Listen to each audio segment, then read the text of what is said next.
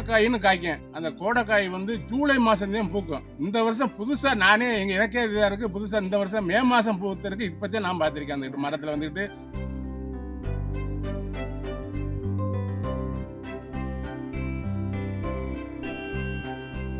பராமரிப்பு செலவு மட்டுமே இந்த மருந்து அடிக்கிற செலவு குறைஞ்சது 3 லட்ச ரூபா 4 லட்ச ரூபா வரும்.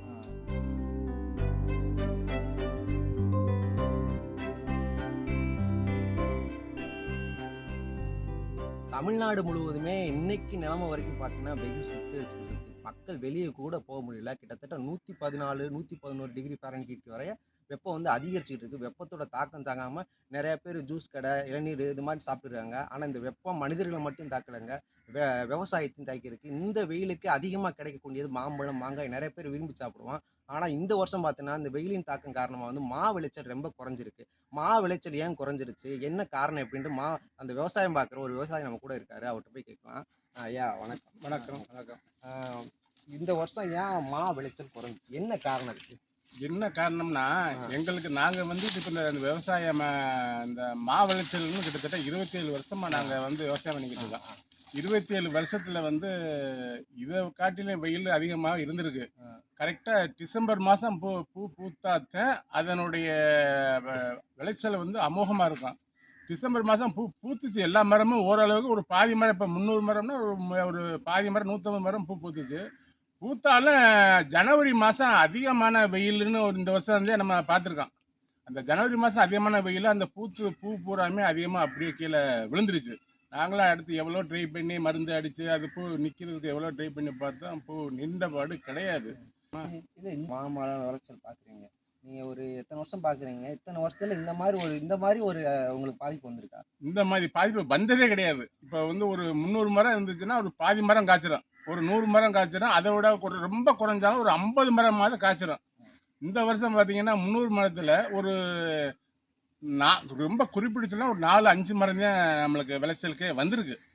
நீங்கள் வந்து இப்போ மாங்காய் வியாபாரம் பார்க்குறீங்க, மாம்பழம் இங்கே இருந்து தமிழ்நாடு ஃபுல்லாக எல்லா மாவட்டத்திலும் உங்களுடைய வியாபாரி இருப்பாங்களே, அவங்கள்ட்ட இப்போ தொடர்பு கொண்டு பேசுறப்பா இங்கே வந்து பார்த்தீங்கன்னா மா விளைச்சல் இல்லைப்பா, உங்கள் ஊரில் எப்படிப்பா மா விளைச்சல் இருக்கு அப்படின்னு கேட்கும்போது அவங்க என்ன பண்ணுறாங்க? அவங்க நாங்கள் சேலத்தில் கூட கேட்டு பார்த்துட்டோம். அவங்க என்ன சொல்கிறாங்க, எப்பயுமே எங்களுக்கு ஒரு நாளைக்கு ஒரு மார்க்கெட்டுக்கு வந்து குறைஞ்சது ஒரு 5 டன் காயாவது எங்களுக்கு வரும். இந்த வருஷம் ஒரு டன்னு கூட வர மாட்டேங்குது. எங்களுக்கு எங்கள் பக்கம் ரொம்ப விளைச்சல் கம்மியாக இருக்குது அப்படின்னு சொல்கிறாங்க. மற்ற தமிழ்நாடு மற்ற எங்கள் மானாவாரி ஏரியாலையும் கேட்டு பார்த்துட்டோம், இங்கிட்டு உள்ள எங்கள் பகுதியிலையும் கேட்டு பார்த்துட்டேன். இதை விட மோசமாக இருக்குது. உங்கள் மரத்துலேயாவது ஒரு 4-5 மரம் காய்ச்சிருக்கு, எங்கள் மரத்தில் அது கூட காய்க்கல அப்படின்னு அவங்களே நேரடியாக வந்து எங்கள் தோப்பில் வந்து பார்த்துட்டு போனதுக்கு அப்புறம் அவங்களும் கொஞ்சம் நிம்மதி படைகிறாங்க. ஏன்னா எங்கள் மரம் எப்பயுமே எங்கள் தோப்பில் வந்து நல்லா எப்பயுமே நல்லா கூலிங்க, மரத்தை நல்லா ரொம்ப பராமரித்து வச்சுருப்போம். எப்பயுமே ஒரு கால்வாசியாவது எங்கள் மரம் காய்ச்சிடும். ஆனால் இந்த வருஷம் காய்ப்பு கிடையாது. எங்கள் மரத்தை பார்த்துட்டு போனதுக்கு அப்புறம் அவங்க சரி மொத்தத்தில் இந்த வருஷம் இயற்கை சதி பண்ணிச்சு போல அப்படின்னு சொல்லி அவங்களும் கொஞ்சம் மனசு கொஞ்சம் நிம்மதியாக ஒரு இதே மாதிரி ஒரு 4-5 தோப்புக்காரன் வந்து எங்கள் தோப்பை பார்த்துட்டு போயிருக்காங்க. அது பூத்திருக்கா காய்ச்சிருக்கா என்ன எங்கள் மரம் தான் எங்கள் தோப்பு தான் காய்க்கலன்னு சொல்லி பார்த்துட்டு போனதுக்கு அப்புறம் அவங்க சரி பரவாயில்ல மொத்தத்திலே காய்ப்பு இல்லை போல, அந்த இயற்கையினுடைய நிலைமை இந்த வருஷம் அப்படித்தான் இருக்கும் போல அவங்க பார்த்துட்டு போயிருக்காங்க. இப்போ பார்த்தீங்கன்னா இங்கே இருக்கிற மாங்காய் வந்து பார்த்தீங்கன்னா சேலத்தோட மார்க்கெட்டுக்கு எல்லா ஊரில் இருக்க மாங்காய் போகும். இப்போ அந்த மார்க்கெட்டை தொடர்பு கொண்டு பேசியிருப்பீங்க வியாபாரிட்டாங்க, எவ்வளோ மாங்காய் வருது, எவ்வளோ மாங்காய் பற்றாக்குறையாக இருக்குது, அதை பற்றி சொல்லியிருக்காங்க. அவங்க வந்து கேட்டதுக்கு தான் ஒரு நாளைக்கு 5 டன் எங்கள் மார்க்கெட்டுக்கு வரேன். இந்த வருஷம் வந்துக்கிட்டு 1/2 டன் 1 டன் தான் குறைஞ்சபட்சம் வருது. விலை வந்து போன வருஷம் காட்டிலையும் ஒரு 10-30 ரூபா கூடன்னு சொல்கிறாங்க. இருந்தாலும் இப்போ மக்களுக்கு அந்த பாதி வியாபாரி எங்கள்கிட்ட வாங்குற வியாபாரி பாதி வியாபாரி அவங்களுக்கு கொடுக்கவே முடியல அவங்க அப்படின்னு அவங்க சொல்கிறாங்க. வந்துக்கிட்டு மாவட்டத்தில் கம்மியானால அவங்களுக்கு ஒரு டன் குறைஞ்சது 5 டன் வந்தால் தான் அவங்க எல்லா வியாபாரியும் பிரித்து கொடுக்க முடியும். இப்போ அவங்க 1/2 டன் 1 டன் வந்தோம்னா வியாபாரிக்கு கொடுக்க முடியல. எல்லா வியாபாரியுமே அவங்க வேற வியாபாரத்துக்கு போயிட்டாங்க. மாம்பழம் வாங்கி விற்கிறவங்க வந்துக்கிட்டு இளநீ வாங்கி விற்கிறாங்க, தேங்காய் வாங்கி விற்கிறாங்க. மற்றது விளைச்சலான மாறிட்டாங்க, வியாபாரியே மாறிட்டாங்க அப்படின்னு எங்கள்கிட்ட நாங்கள் தொடர்பு கொண்டு நேரடியாக நாங்களும் போய் பார்த்துட்டு வந்தோம். கடையில் போய் இப்போ நாங்கள் கிட்டத்தட்ட பழனிக்கு போனோம். பழனிக்கு போயெல்லாம் ஒரு 4-5 வியாபாரி தொடர்பு கொண்டு பார்த்து கேட்டேன்.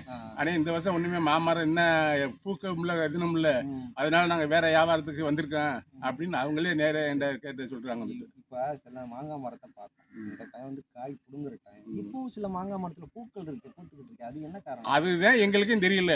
இப்போ எங்கள் தோப்பில் வந்துக்கிட்டு இப்போ காலத்து காயினா டிசம்பர் மாதம் பூத்து ஜூனுக்குள்ளே முடிஞ்சிடும். அடுத்து கோடைக்காயின்னு காய்க்கும். அந்த கோடைக்காய் வந்து ஜூலை மாதம் பூக்கும். அந்த சூலை மாசம் பூத்து அங்கிட்டு ஒரு 3 மாசத்துல காய் வந்துடும். இந்த வருஷம் புதுசா நானே எனக்கே இதா இருக்கு. புதுசா இந்த வருஷம் மே மாசம் பூத்திருக்கு. இது பத்தி நான் பார்த்திருக்கேன். அந்த மரத்துல வந்துட்டு இப்ப நீங்களே பார்த்திருக்கீங்க பூத்திருக்கு. இந்த மாதிரி பூத்தது எங்க தோப்புல யார் தோப்புலையும் பார்க்க முடியாது. இப்ப பூத்திருக்கு. இது இது என்ன காரணம்? இயற்கையினுடைய மாற்றமா, என்ன இல்ல இந்த வெப்பத்தினுடைய மாற்றமா என்னன்னு எங்களுக்கும் புரிய மாட்டேங்குது. இது வந்து போய் நாங்க ஒரு வேளாண்மை துறை அதிகாரியோட கேட்டு பார்த்தோம்.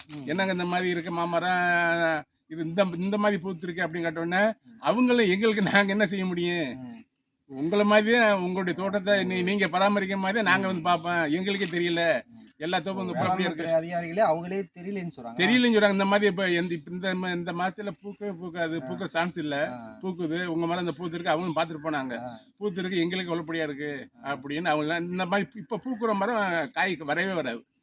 போன வருஷம் இன்னும் யாரும் உங்க தோப்புல எவ்வளவு மாங்காய் பறிச்சுட்டு இருந்தீங்க, இப்ப எவ்வளவு மாங்காய் பறிச்சு? இப்ப போன வருஷம் பாத்தீங்கன்னா இந்த மே 1க்குள்ளலாம் கிட்டத்தட்ட ஒரு 10 டன் பழம் எங்க தோப்பை விட்டு வெளியேறிடுச்சு. இந்த வருஷம் பாத்தீங்கன்னா சுத்தமா ஒரு 1/2 டன் கூட இன்னும் வெளியேறல, எங்க தோப்பை விட்டு வெளியேறல. எங்க தோப்புன்னு எடுத்துட்டு நாங்க வந்துட்டு ஒரு 15 ஏக்கர்ல விவசாயம் பண்ணிக்கிட்டு இருக்கோம். அதுல வந்துட்டு ஒரு 5 ஏக்கர் மாமரத்துக்குன்னு ஒதுக்கி பாக்குறோம். எங்களுக்கு இந்த ஒரு வருஷத்துக்கு பெரும்பாலும் அதிகமான வருமானம் ஈட்டக்கூடியது மாமரம் மட்டும்தான். மற்ற தென்னை மரம் இதெல்லாம் எங்க ஏரியாவுக்கு வராது, நெல் வராது, வாழை சுமாராக இருக்கு. அந்த மாமரத்தை நம்பி தான் நாங்கள் ஒரு வருஷமா அதில் பாடுபட்டு இருக்கோம். அந்த ஒரு வருஷம் பாடுபட்டுக்கிட்டு இப்போ இந்த வருஷம் விளைச்சல் மீது அதை வந்துக்கிட்டு கடுமையாக பாதிச்சிருச்சு. கடுமையாக பாதிச்சுன்னா எங்களை போன்ற எங்க ஏரியாவில் இருக்கிற ஆளுகளை ரொம்ப பாதிச்சு. அவங்க வெளியில சொல்ல முடியாம யார்கிட்ட போய் சொல்றது, யார்கிட்ட கேட்கறது. எவ்வளவு நஷ்டம் ஏற்பட்டு உங்களுக்கு? எங்களுக்கு கிட்டத்தட்ட இதுல வந்து ஒரு வருஷத்துக்கு வந்து இது வந்து பராமரிப்பு செலவு மட்டுமே இந்த மருந்து வந்து அடிக்கிற செலவுன்னு குறைஞ்சது 3 லட்ச ரூபா 4 லட்ச ரூபா வரும். ஒரு வருஷம் தண்ணி பாய்ச்சி அது பராமரிச்சு மருந்து அடிச்சு இதுன்றதுக்கு குறைஞ்சு 4 லட்சத்துக்கு மேலதான் செலவாகும். அதை வந்துகிட்டு ஒரு வருஷத்துக்கு நல்லா காய்ச்சுன்னா எங்களுக்கு வந்து ஒரு 30 டன்னு காய்ச்சிச்சுன்னா எங்களுக்கு ஒரு 6 லட்சம் 7 லட்சத்துக்கு வரும். ஒரு 3 லட்சம் செலவு போயிட்டாலும் 3 லட்சம் மிஞ்சு. இப்ப அது எங்களுக்கு வந்துகிட்டு இப்ப போட்ட முதல்ல ஒரு 1 லட்சம் எடுக்க முடியுமோன்னு ஒரு சந்தேக நிலைமையா இருக்கு. இப்ப மாங்காய் விவசாயத்துல உங்களுக்கு வந்து நஷ்டம் ஏற்படுது, அரசாங்கத்துல முறையிட்டு அதுக்கான தொகையை வாங்கிருக்கலாம்? இது வரையும் வாங்கின நெல்லுக்கு மட்டும்தான் நம்ம ஏரியால கொடுக்குறாங்க. நெல்லு மட்டும் விளைச்சல் கம்மியா இருந்தா அந்த மாதிரி இயற்கை சீற்றத்துல கொடுக்குறாங்க. மற்ற தென்னை மரத்துக்குன்னு இங்க வந்து பயிர் இன்சூரன்ஸ் கிடையாது, பாதுகாப்பு எதுவும் கிடையாது. மாமரம் ஒடிஞ்சு விழுந்தாலும் கூட ஒரு காத்து வந்தால், இயற்கை காத்து வந்தா கூட அதுக்கு என்னன்னு கேட்கறது இங்க ஆள் கிடையாது. போனதே வந்ததே. அப்படி சூழ்நிலை நம்ம அரசாங்கத்துக்கு என்ன சொல்ல விரும்புறீங்க? அரசாங்கத்துக்கு சொல்றது இந்த மாதிரி இயற்கை வந்துகிட்டு எப்பயுமே ஒரு பாதிப்பு வரும். இந்த மாதிரி ஒரு பாதி மரம் காய்க்காம போகும், அதுக்கெல்லாம் நாங்க சொல்ல மாட்டோம். இந்த மாதிரி முற்றிலும் சுத்தமா நின்றது இந்த வருஷம் தான். இதுக்கு ஏதாவது அரசாங்கம் தலையிட்டு இந்த மாதிரி மாமரத்தை வந்து பார்த்து இந்த மாதிரி சுத்தமா காப்பி இல்லையே அப்படின்னு சொல்லி ஏதாவது அவங்க வந்து அன்னைக்கு எங்களுக்கு ஒரு ஆறுதலா ஏதாவது சொல்லி ஒரு நிவாரணத்தை கொடுத்தாங்கன்னா எங்களுக்கு அதில் ஒரு அடுத்து எங்களுக்கு விவசாயம் பண்ணுறதுக்கு ஒரு ஊக்கம் மாதிரி இருக்கும். அது பெரிய தொகை இல்லாட்டாலும் கூட அரசாங்கம் வந்து பார்க்குறாங்களே, நம்மளே கொஞ்சம் அணுகுறாங்களே அப்படின்னு சொல்லி எங்களுக்கு ஒரு ஊக்கம் கிடைக்கும். விவசாயத்தை அடுத்து நாங்கள் பாடுபடுறதுக்கு அவங்க வந்து அணுகலைன்னா நாங்கள் வந்துக்கிட்டு வாழ்க்கையே வெறுத்த மாதிரி அந்த கிட்ட தோப்பில் போனாலுமே ரொம்ப ஒரு ஃபீலிங்காக வரும். இவ்வளோ கஷ்டப்பட்டு ஒரு வருஷம் கஷ்டப்பட்டு அந்த வருஷம் வரலையே நம்மளுக்கு ஒரு ஃபீலிங்காக இருக்கும். அதுக்கு ஏதாவது ஒரு நடவடிக்கை அரசு அனுமதிச்சு ஏதாச்சும் ஒரு நடவடிக்கை எடுத்து ஒரு ஆறுதல் சொன்னாலும் கூட எங்களுக்கு ரொம்ப பெருசாக தெரியும். இப்போ பார்த்தீங்கன்னா விவசாயத்தை பொறுத்த வரைக்கும் நெல்லுக்கோ வாழைக்கோ மற்ற விவசாயிகளுக்கு கூட அரசு வந்து இழப்பீடு கொடுக்குது. ஆனால் இந்த மாமரம் இந்த மாதிரி விவசாயம் பண்ணுறதுக்கு விவசாயிகளுக்கு வந்து அரசாங்கம் வந்து இழப்பீடு தருங்கல்ல. மாமரம் ஒடிஞ்சு விழுந்தாலோ எது பெரிய இயற்கை சீட்டு இருந்தாலும் இது வரைக்கும் இவங்களுக்கு இழப்பீடு கொடுத்துல. விவசாய தரப்பில் என்ன சொல்கிறாங்கன்னா, மாமரம் பண்ணுறவங்களும் நாங்களும் விவசாயம்னா எங்களுக்கு இந்த மாதிரி காலகட்டத்தில் வந்து அரசாங்கம் நஷ்டஈடு வழங்கணும்னு இவங்க கோரிக்கை வச்சுறாங்க. இது அரசாங்கம் ஏற்றி உங்களுக்கு கோரிக்கை நிறைவேற்றும் என்று நம்புகிறோம். செய்திகளை உடனுக்குடன் தெரிந்து கொள்ள உடனே சப்ஸ்கிரைப் பண்ணுங்க.